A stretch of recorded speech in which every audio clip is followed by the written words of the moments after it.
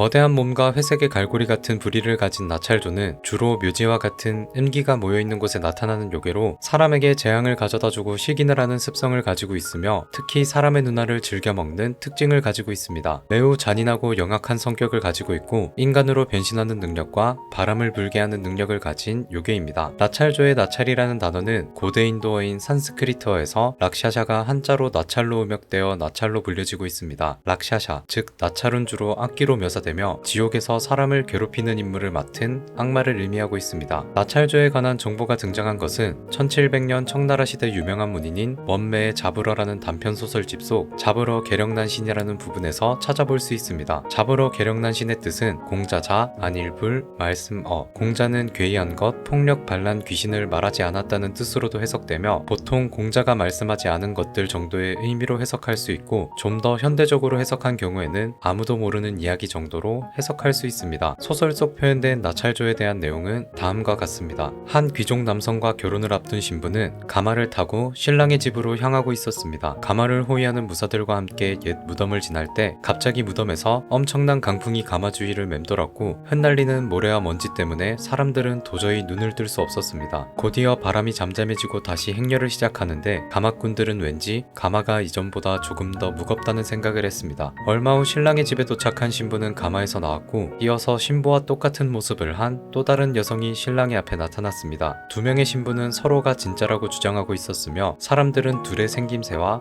옷, 말투, 행동 등이 너무 똑같아서 구별하지 못하고 혼란스러운 상황이 계속 이어졌습니다. 신랑은 동시에 두 명의 아내를 손에 넣을 수 있다고 생각하여 그대로 결혼식을 진행하였고 이윽고 밤이 되어 두 명의 신부와 함께 침실로 들어갔습니다. 하지만 잠시 후 갑자기 침실에서 비명소리가 들려 사람들이 몰려가 보니 온 방 안에는 피범벅이었고 신랑과 신부는 바닥에 쓰러져 있었습니다. 사람들이 자세히 보기 위해서 불을 비춰보니 커다란 새 한 마리가 역겨운 냄새를 풍기며 사람들을 쳐다보고 있었습니다. 사람들은 무기로 나찰조를 공격해봤지만 검 같은 짧은 무기로는 나찰조에게 공격이 닿질 않자 활과 긴 창으로 거대한 새를 죽이자는 말을 들은 나찰조는 푸드덕거리는 기묘한 소리를 내며 문을 찢고 달아나 버렸습니다. 누워있는 신랑과 신부에게 상황을 물어보자 갑자기 왼편에 있던 신부가 옷소매를 들어 신랑을 공격하니까 신랑의 두 눈이 빠져나갔고 그 소리에 놀란 오른편의 신부가 일어나자 커다란 새가 신부의 눈을 쪼았고 고통으로 인해 둘은 그 자리에서 바로 기절해버렸다 말했습니다. 그 이후 몇 개월 동안 치료하여 부부는 건강을 회복하였지만 두 사람 모두 눈을 잃었다는 이야기가 실려 있습니다. 미디어 속에서 나찰조 역시 비슷한 맥락으로 묘사되고 있습니다. 웹툰 빙탕으로에서 묘사되는 나찰조의 모습은 다음과 같습니다. 묘지 시체에 음기가 모여 만들어진 요괴로 닭과 같은 모습으로 회색 갈고리 같은 부리가 있고 희고 큰 발톱을 가지고 있다고 묘사됩니다. 평소에는 인간의 모습으로 지내고 누나를 먹을 때에만 요괴의 모습으로 바뀌며 요괴의 모습일 때 목을 잘라 부적안에 가둬야지만 퇴치할 수 있는 특징을 가지고 있습니다. 웹툰 속에서도 여인의 모습으로 둔갑하여 한 남자와 결혼을 하고 기회를 노리다 첫날 밤 침소에 들어가던 중 둔갑을 풀고 남편과 침소에 있던 사람들의 누나를